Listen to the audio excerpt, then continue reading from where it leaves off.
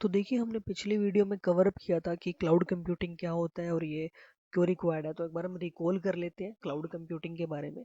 Cloud computing is nothing but is a IT infrastructure available over the internet is called cloud computing. यानी कि जो भी हमारा physical एक डेटा स्ट्रक्चर होता है, फिजिकली एक हमारा कोई भी डेटा सेंटर होता है जहाँ पे हमारे फिजिकली कंप्यूटर सर्वर सारी चीज़ें रहती है, और वो सारे इंफ्रास्ट्रक्चर हमें अगर हम उसको इंटरनेट के थ्रू एक्सेस करते हैं तो बस उसी को हम क्लाउड कंप्यूटिंग बोलते हैं। ठीक है, तो अब हम आगे बढ़ते हैं कि what is AWS। AWS is Amazon web services, और हमें Amazon वेब सर्विसेज को ही क्यों चूज करना है। तो देखो, अगर आप सर्च करते हो कि हमारे जितने भी जो कंप्यूट सर्विसेज हैं या एप्लीकेशंस हैं, वो सारी की सारी हमारी mostly 60% and above application all around the world Amazon web services पे ही है। और अगर आप चेक करोगे तो जो अमेजोन का जो पूरा कंप्लीट एक हमारा ग्रोस बिजनेस है, वो $200 बिलियन से भी ऊपर जा चुका है। तो मोस्टली हमारे जितने भी सर्वर्स रहते हैं वो सारे अमेजोन वेब सर्विसेज के ऊपर ही डिपेंडेंट है। तो देखो, हम एवरेज सैलरी अगर एक क्लाउड इंजीनियर की बात करते हैं तो सॉल्यूशन आर्किटेक्ट एसोसिएट वो तकरीबन तकरीबन 6.5 लाख रुपीज से सैलरी जो है वो स्टार्ट करता है। Guys, ये जो सैलरी है वो स्टार्टिंग सैलरी है। और जो डेवोप्स इंजीनियर है जो AWS बेस्ड है वो तकरीबन 7 लाख रुपए की जो एवरेज सैलरी है वो उठा रहे हैं। एंड देन उसके बाद आता है सिसोप्स इंजीनियर। तो खैर, ये सब क्या होता है और हम कौन से वाला कवर अप करने वाले हैं वो हमें अभी कुछ ही देर में पता लग जाएगा। अगर हमारा AWS अकाउंट सेटअप होगा तभी हम क्लाउड कंप्यूटिंग को कवर अप कर पाएंगे। तो ना हम टाइम वेस्ट करें, डायरेक्ट हमारे गूगल के ऊपर आ जाते हैं। तो देखो, जो इसका हमारी डिफ़ॉल्ट वेबसाइट होती है वो होती है हमारी aws.amazon.com। सो देखो, अब हम इसको ओपन कर लेते हैं वेबसाइट को। तो देखो, सबसे पहले हमें क्या करना पड़ेगा, अगर हमारे पास ऑलरेडी एक अकाउंट है तो हम उसको साइन इन कर लेंगे। अगर हमारे पास अकाउंट नहीं है तो उसके लिए हमें क्रिएट एन AWS अकाउंट पे क्लिक करना पड़ेगा। तो देखिए, अब ये पूछ रहा है कि रूट यूजर ईमेल एड्रेस। तो देखो, रूट यूजर जो है वो रूट यूजर हमारा क्या होता है। रूट यूजर जो हमारा सबसे मेन यूजर होगा जिसको हम फर्स्ट टाइम सेटअप करेंगे और वो सभी अदर यूजर्स को मेंटेन करेगा, उसी को हम रूट यूजर बोलते हैं। रूट यूजर यानी कि एडमिन यूजर यानी कि मेन यूजर। तो मैं यहाँ पे डाल देता हूँ अपना account name, which is clouds with me 4@gmail.com। इसमें हम नेम डाल देते हैं, इट्स क्लाउड्स विद मी। उसके बाद हमें क्या करना है, वेरीफाई ईमेल एड्रेस पे क्लिक कर देना है। तो ये बिल्कुल सिंपल सा है गाइस, इसमें कोई ज़्यादा कोई रॉकेट साइंस नहीं है। जैसे हमारा फेसबुक या जीमेल साइन अप होता है वैसे आपका AWS अकाउंट है वो भी साइन अप हो जाएगा। ओके, तो हमारा कोड है, ये हम इसको कॉपी कर लेते हैं।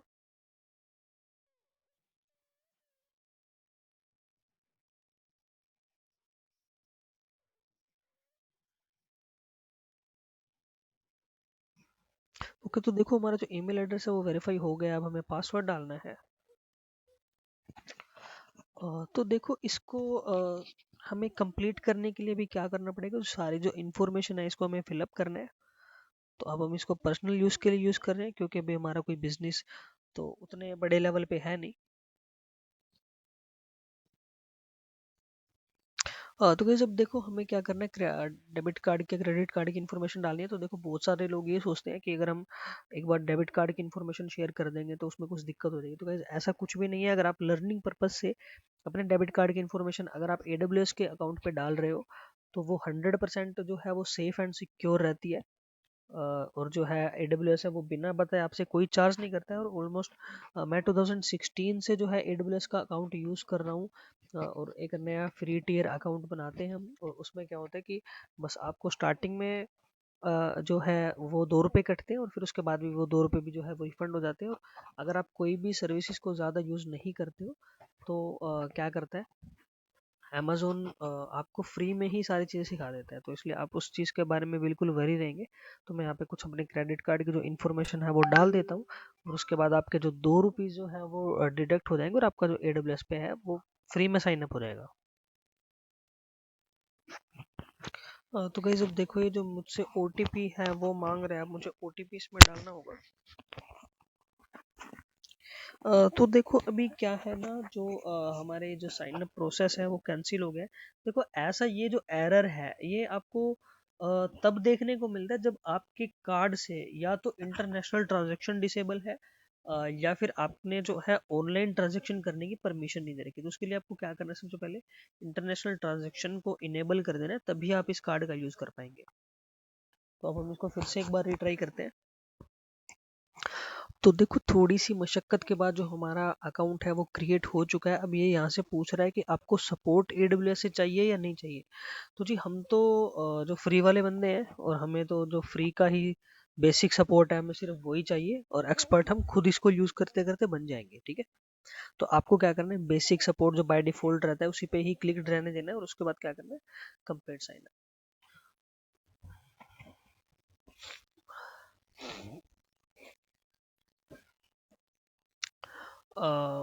तो उसके बाद हमें साइन इन कर लेना है इसको।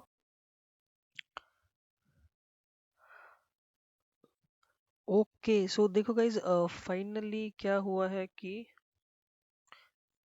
हमारा जो कंसोल है वो अब विजिबल हो चुका है।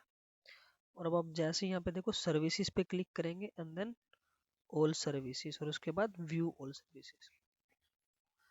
तो ये देखिए, ये ही जो है वो सारी की सारी जितने भी जो सर्विसेज हैं हमारी क्लाउड की, यानी कि AWS क्लाउड की, वो सारी सर्विसेज आपको यहाँ पे दिख जाएंगी। तो देखिए गाइज, यहाँ पे हमारे देखो मल्टीपल सर्विसेज, जैसे compute services, container services, storage services, database, migration and transfer, machine learning.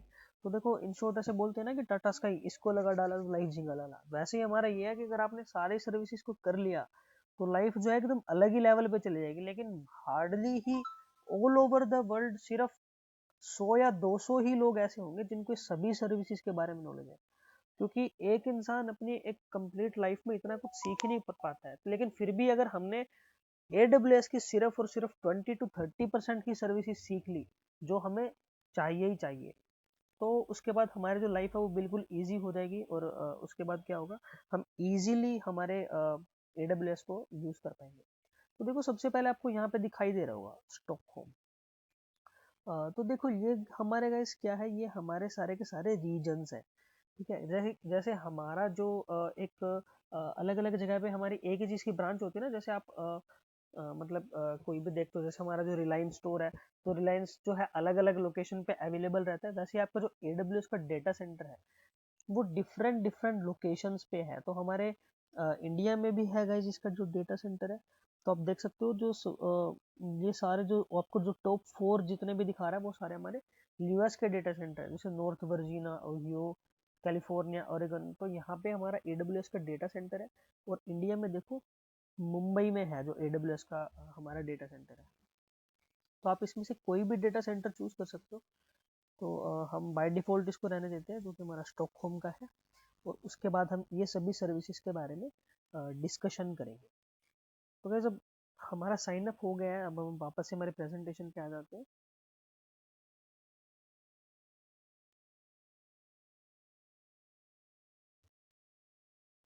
तो गाइस, उसके बाद जो हमारा पार्ट है वो है AWS क्लाउड कंप्यूटिंग मॉडल्स। तो देखो, इसको जानना बहुत ज़रूरी है, क्योंकि इससे रिलेटेड आपको बहुत सारी ऐसी थाउजेंड्स ऑफ वीडियोस मिल जाएंगी यूट्यूब पे। लेकिन आज हम इसको एक अच्छे से समझेंगे कि क्लाउड कंप्यूटिंग मॉडल जो है उसका जो कंसेप्ट है वो क्या रहता है। तो देखो, सबसे पहले हमारी आती है इंफ्रास्ट्रक्चर एज अ सर्विसेज, और फिर आती है हमारी platform as a services, and then software as a services. तो हमारी जो मेन सर्विसेज है वो ये तीनों ही सर्विसेज है। तो इसके बारे में थोड़ा सा अच्छे से एक बार स्टडी करते हैं एक इंफ्रास्ट्रक्चर के थ्रू।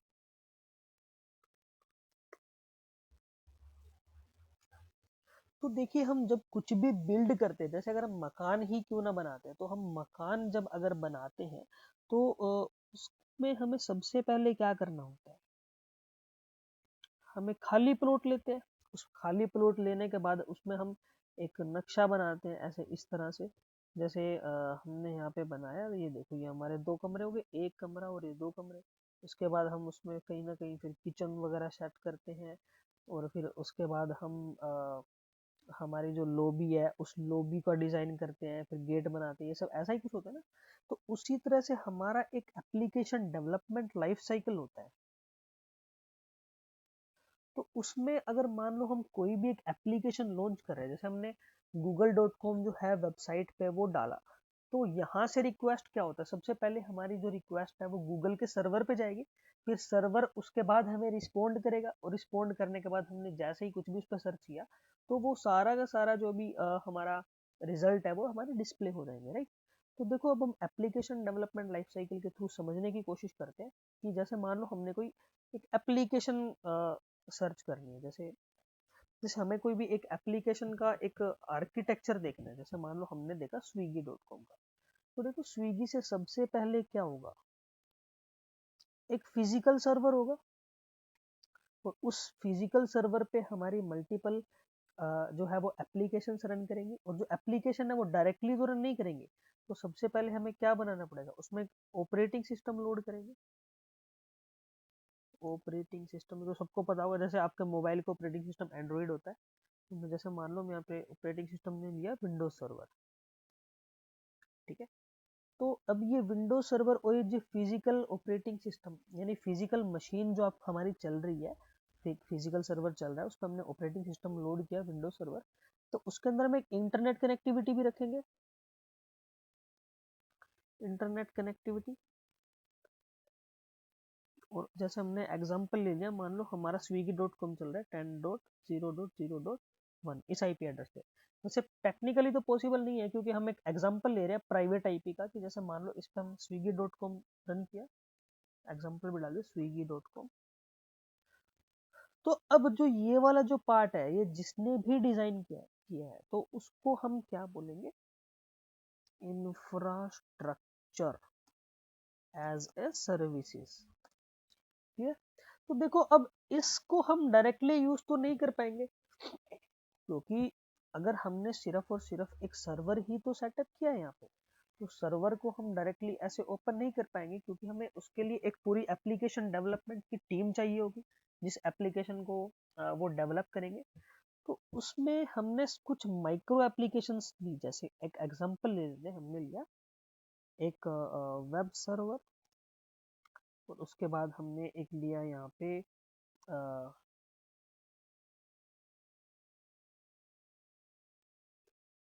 डेटाबेस, और उसके बाद हमारी कुछ बैकएंड लैंग्वेज भी होगी, जैसे हम मान लो बैकएंड में हमने गोलैंग का यूज़ किया। गोलैंग एक गूगल की जानी मानी लैंग्वेज है। और उसके बाद हम उसको फ्रंट एंड से भी मैनेज करेंगे, फ्रंट एंड पे HTML आई थिंक, जो भी यहाँ पे फुल स्टैक डेवलपर है, या फिर आपने नई नई कोडिंग शुरू की है, तो आपको पता होगा इन सब के बारे में, HTML CSS क्या होता है। ये हमारी एक फ्रंट एंड लैंग्वेज है। तो अब ये जो पूरा का पूरा जो भी हमारा सेटअप होगा एक एप्लीकेशन मैनेजमेंट से रिलेटेड, तो हम उसको बोलेंगे platform as a services, platform as a services. Clear है गाइस। तो ये प्लेटफॉर्म बनने के बाद क्या अब हमारी एप्लीकेशन जो है वो रेडी है? जी नहीं, अभी भी रेडी नहीं है, क्योंकि इन सबको सेटअप करने के बाद जो काम आएगा वो आएगा डेवलपमेंट टीम का। डेवलपमेंट टीम, जब डेवलपमेंट टीम एक हमारे इस पूरे आर्किटेक्चर के ऊपर काम करेगी, और उसको एक हमारा फ्रंट एंड और बैक एंड दोनों साइड डेवलप हो जाएगा, तो हमारी जो एप्लीकेशन है लाइव हो जाएगी। तो जो swiggy.com थी, swiggy.com, अब ये एप्लीकेशन जो है, वेबसाइट जो है हमारी रेडी हो गई। अब आप जैसे ही प्ले स्टोर पे जाएंगे और वहां पे आपने लिखा स्विगी, तो स्विगी डालते ही आपकी एप्लीकेशन जो है वो तुरंत अवेलेबल हो जाएगी। तो एक एप्लीकेशन बनने के बाद हम उसको नाम दे देंगे software as a services. Software as a services यानी सॉफ्टवेयर एज अ सर्विसेज हमारी क्या होती है, आपको कुछ नहीं करना, बस एक सॉफ्टवेयर बनने के बाद अब आप जिस सर्विसेज का यूज कर रहे हो, तो वो हमारी सॉफ्टवेयर एज अ सर्विसेज है। अब जैसे हमारा इसको जो एग्जांपल है गूगल ड्राइव, हम सब लोग यूज करते हैं गूगल ड्राइव। अब क्या है, सास सर्विस। क्लियर। तो अब इससे जुड़े हुए हम यहाँ पे कुछ सर्टिफिकेशंस की बात करेंगे। देखो हमने सीख लिया, पर सीखने के बाद जो है सर्टिफिकेशन अगर हम ले लेते किसी भी कंपनी की, तो हमारी अपनी जो एक वैल्यू है वो ऑटोमेटिकली डबल हो जाती है। तो अब देखते हैं कि अमेजोन के कौन कौन से एग्जाम्स है जो अमेजोन कराती है।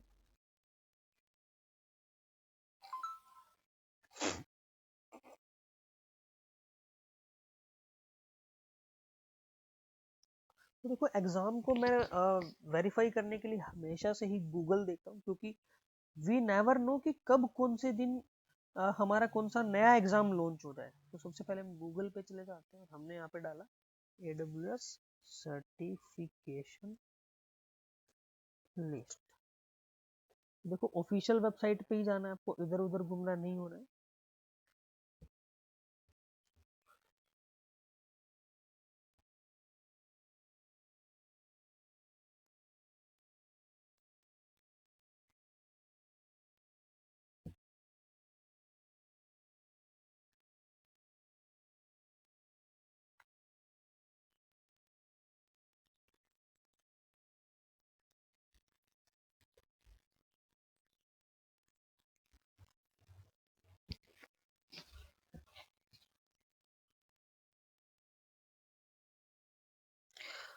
तो guys now look at this, जो हमारे AWS की सर्टिफिकेशन लिस्ट है, जो सबसे पहले हमारी आती है cloud practitioner.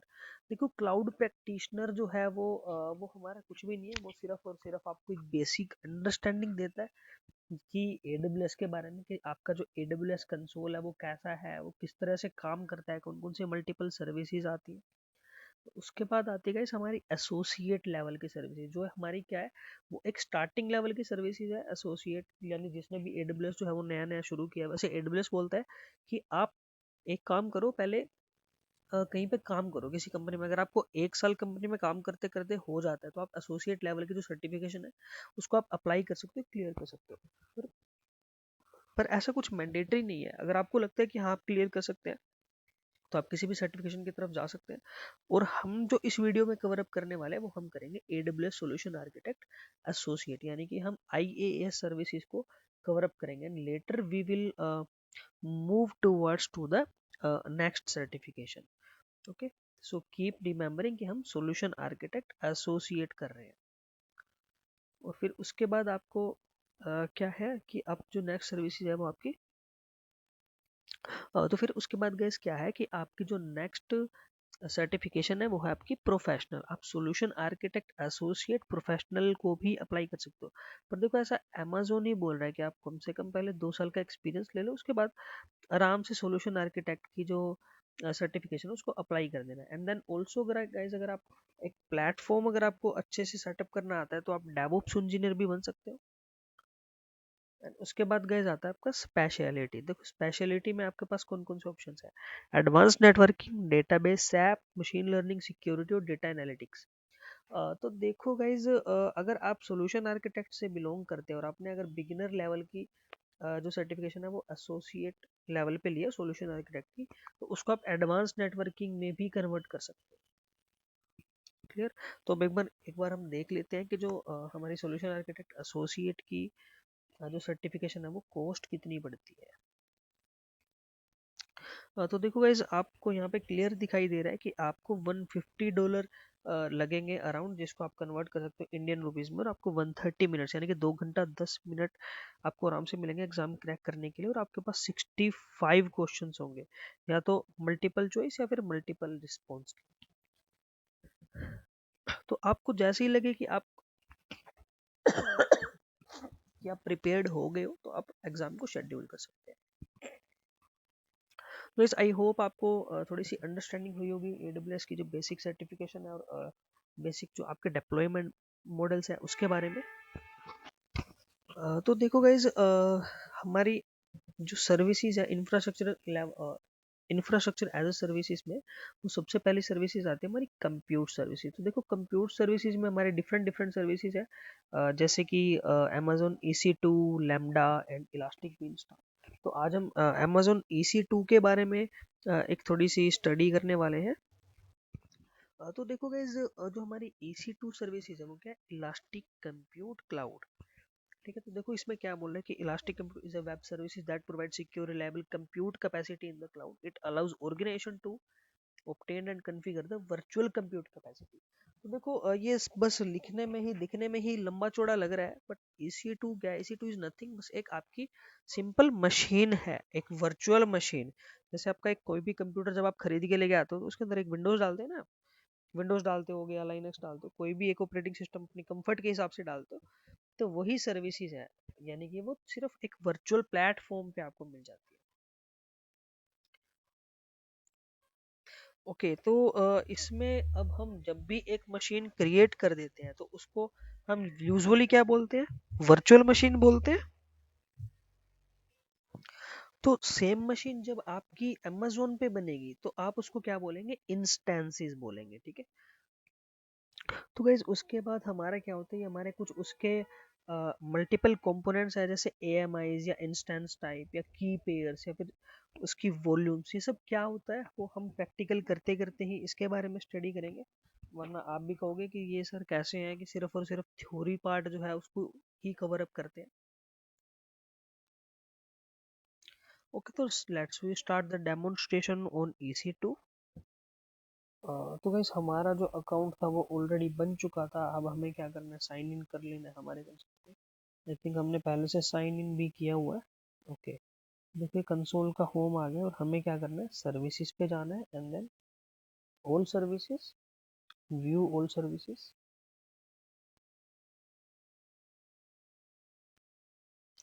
View all services के बाद जाने के बाद आप Amazon EC2 पे आ जाएंगे।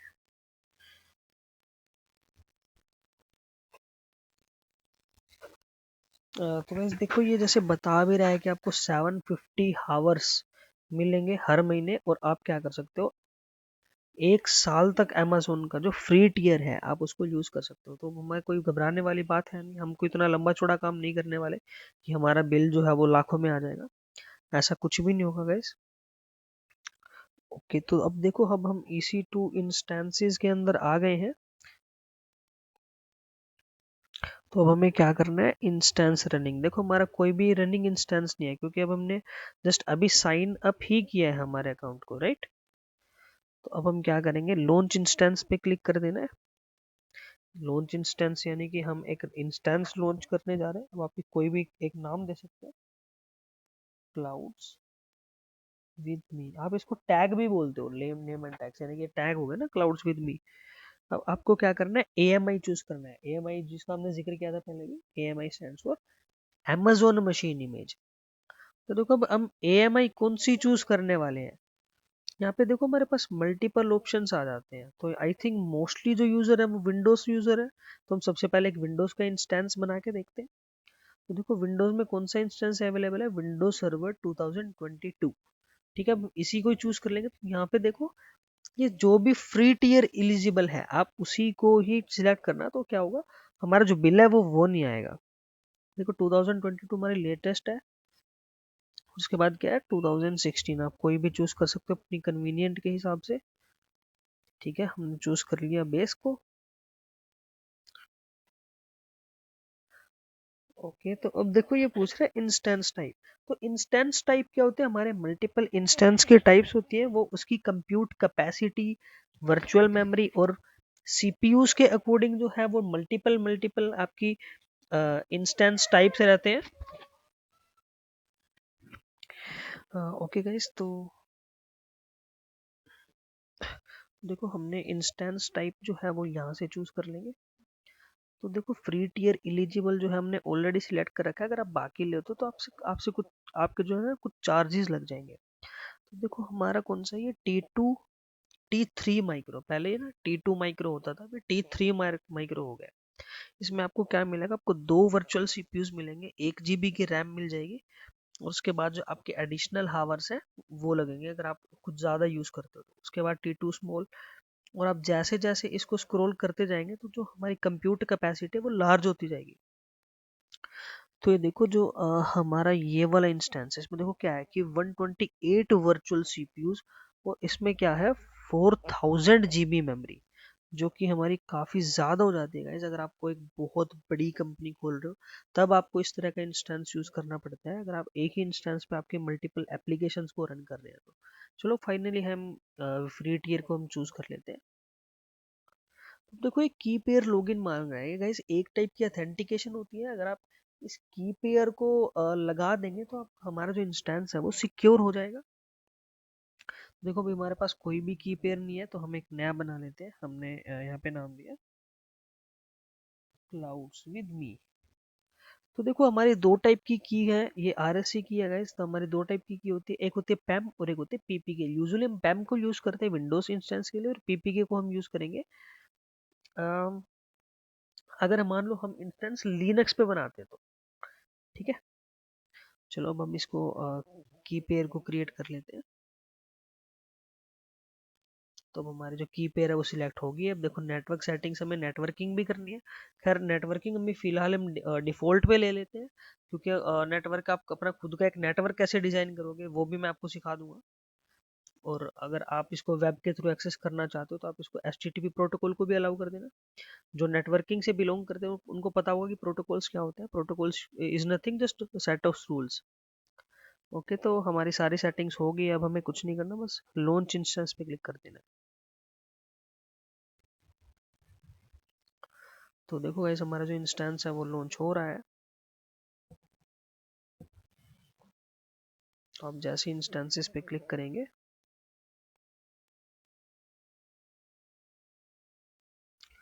देखो इनिशियलाइजिंग आ रहा है। तो गाइस हमें जो अगर पब्लिक आईपी है अगर वो एलोकेट हो गया, इट मीन्स आप इसको कहीं से भी एक्सेस कर पाएंगे। चलो कोई बात नहीं, अभी हमें जो की पेयर है वो भी चाहिए होगा। अब हम इस पर क्लिक कर देते हैं।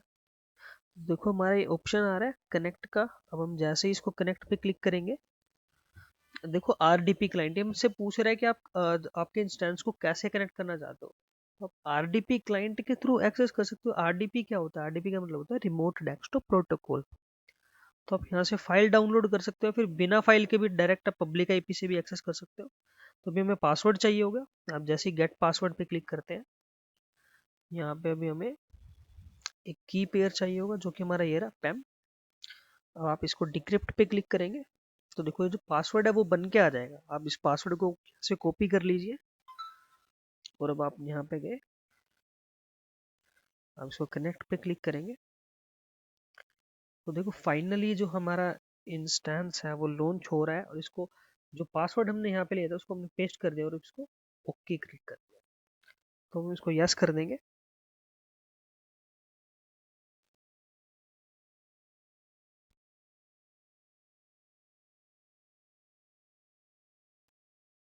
तो देखो वैसे आप देख सकते हो कि हमारी एक वर्चुअल मशीन जो है वो क्लाउड के ऊपर बन गई है और हमने इसको एक्सेस कर लिया हमारे लोकल कंप्यूटर से using the public IP address.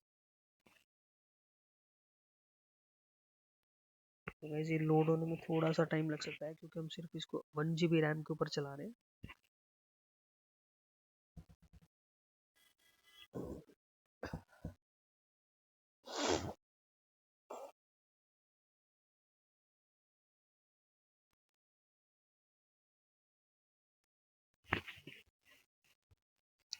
तो देखो गाइस हमारी एक मशीन बन के रेडी हो गई है जो कि स्टॉकहोम के अंदर चल रही है और हम उसको इंडिया में बैठ बैठ के एक्सेस कर रहे हैं। देखो है ना कितने मजे की बात। सो अब अगर हम यहाँ से देखो पब्लिक आईपी एड्रेस हमारे यहाँ पे शो कर दिया 5120 119 एंड 101। ठीक है, तो अब हम इस आईपी एड्रेस की मैंने स्नैपशॉट जो है वो ले लिया, वैसे वहाँ पे भी शो कर देता है। तो अब अगर मान लो मैं इसका पासवर्ड चेंज कर देता हूँ यहाँ से, तो उसके बाद क्या होगा? हमें फिर हमारे जो की है हमें उस की की भी रिक्वायरमेंट नहीं पड़ेगी। जस्ट आपको क्या करना है, पासवर्ड अपना याद रखना है। मैं यहाँ पे जाके हमारा पासवर्ड जो वो चेंज कर देता हूँ। ठीक है, हमारी कुछ विंडोज की कमांड रहती है, इनबिल्ट कमांड्स। तो जैसे एडमिनिस्ट्रेटर नाम का यूजर था, हमने इस पर पासवर्ड सेट कर दिया 123@cloud 123@cloud। ओके किया तो देखो हमारा जो पासवर्ड है वो सेट हो गया। तो अब हमें उस की पेयर की भी रिक्वायरमेंट नहीं पड़ेगी अगर हम इसको डायरेक्ट एक्सेस करना चाहते हैं।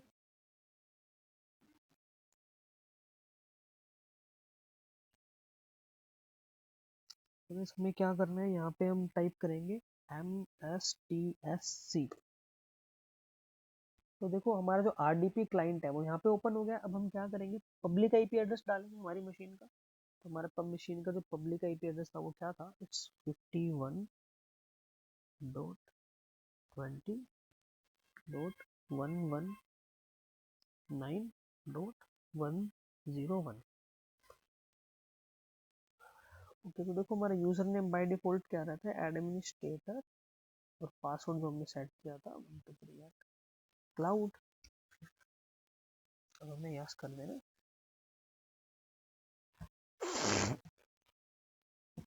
तो देखो हमारी फिर से मशीन जो है वो लॉगिन हो गई है। तो उस की पेयर का काम सिर्फ ये था, एक इंक्रिप्टेड फॉर्म में हमें पासवर्ड जनरेट करके उस की ने हमें दिया था। ठीक है, तो ये हमारा डेमोन्स्ट्रेशन था creating a Windows instance on Amazon EC2। अब हम क्या करते हैं, नेक्स्ट स्टेप हमारा होगा, हम एक लाइनक्स इंस्टेंस को लॉन्च करते हैं इसके थ्रू। चलो हम इसको क्लोज कर देते हैं यहाँ से। और क्या करना है, सबसे पहले हम उसको डिलीट कर देते हैं। अब यहाँ से कंसोल पे हम आ गए हैं, इंस्टेंसेस। तो बस डिलीट ज़रूर कर देना आप कोई भी अगर एक सर्विसेज यूज़ करेंगे। अगर आप चाहते हैं आपका बिल वगैरह नहीं आए तो आप इंस्टेंस स्टेट पे जाएंगे and then terminate instance and then terminate. तो टर्मिनेशन प्रोसेस जो है वो स्टार्ट है। चलो हम आगे बढ़ते हैं, हमारे एक लिनक्स इंस्टेंस को लॉन्च करते हैं।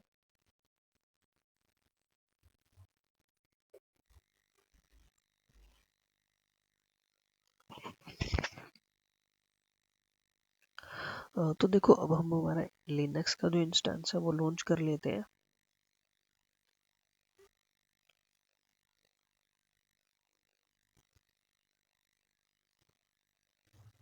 अब देखो हमें यहाँ पे नाम डालना है जैसे हमने विंडोज़ के इंस्टेंस पे डाला था, लिनक्स। देखो यहाँ पे आपके जो मल्टीपल लिनक्स के इंस्टेंसेस है वो दिखा रहा है, जैसे हमारी अमेजोन लिनक्स आती है, उबुंटू है, या फिर रेड हैट लिनक्स, या फिर सेंटोस, या फिर ओपन सूसे। आपने सुना होगा इनका नाम। ये हमारे लिनक्स के डिफरेंट डिफरेंट फ्लेवर्स होते हैं। तो इसमें से कोई भी आप चूज कर लोगे, जो जो भी आपको इंस्टॉल करनी है, वो उबुंटू को चूज कर लेते हैं। देन आपको यहाँ पे फ्री टायर पे ही रहना है। देखो अभी आ रहा है की पेयर, तो हमें क्या करना है, एक नया की पेयर बनाना है। हमने जैसे मान लो यहाँ पे डाल दिया उबुंटू। जैसे मैंने आपको बताया था कि पैम फाइल जो हम विंडोज़ के लिए यूज़ करते हैं और पीपी के हम यूज़ करते हैं लिनक्स के लिए। उसको हम क्या करते हैं, इसकी पेयर क्रिएट कर लेंगे। तो देखो हमारी जो की पेयर है वो क्रिएट हो गई और वो डाउनलोड भी हो गई। नेटवर्क सेटिंग्स हमारी डिफ़ॉल्ट रहेगी। देन अगर आप इसको अलाउ करना चाहते हो दोनों HTTP और HTTPS ट्रैफिक को, तब आप इसको अलाउ भी कर सकते हो। अगर आप वेब सर्वर बना रहे हो तो आप तब भी आपको ये दो प्रोटोकॉल्स को अलाउ करना पड़ेगा, वरना आपका जो वेब सर्वर है वो बाहर से एक्सेस करने के लिए एलिजिबल नहीं होगा। अब आप लॉन्च इंस्टेंस पे क्लिक कर देंगे। देखो हमारा जो लॉन्च इंस्टेंस है जो है वो लॉन्च हो रहा है। अब आप साथ के साथ क्या करेंगे, पुट्टी को भी डाउनलोड कर लेंगे। पुट्टी एक सॉफ्टवेयर होता है जो हमारा विंडोज से लिनक्स को एक्सेस करने के काम आता है। अब आप ये करेंगे डाउनलोड पुट्टी।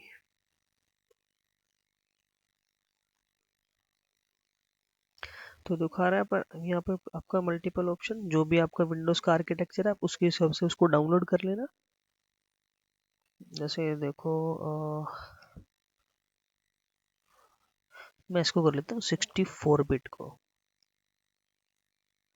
हमारा डाउनलोड हो रहा है पुट्टी।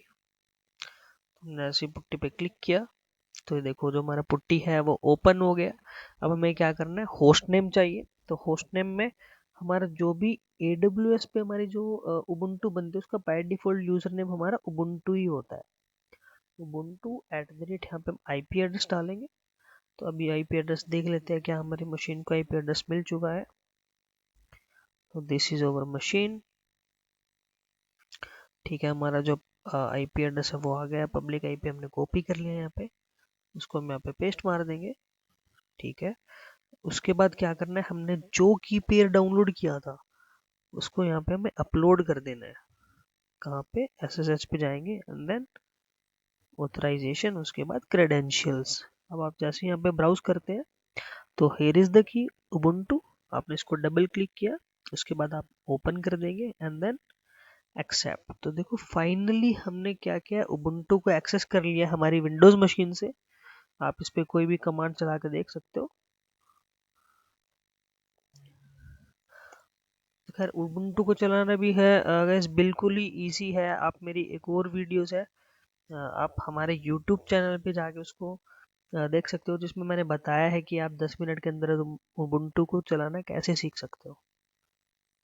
तो देखो फाइनली हमने हमारी उबुंटू के इंस्टेंस को एक्सेस भी कर लिया है और उसको टेस्ट भी कर लिया है। तो गाइज वीडियोस को देखते रहिए, हम मिलते हैं नेक्स्ट वीडियो में एक न्यू लर्निंग के साथ। तब तक के लिए टेक केयर।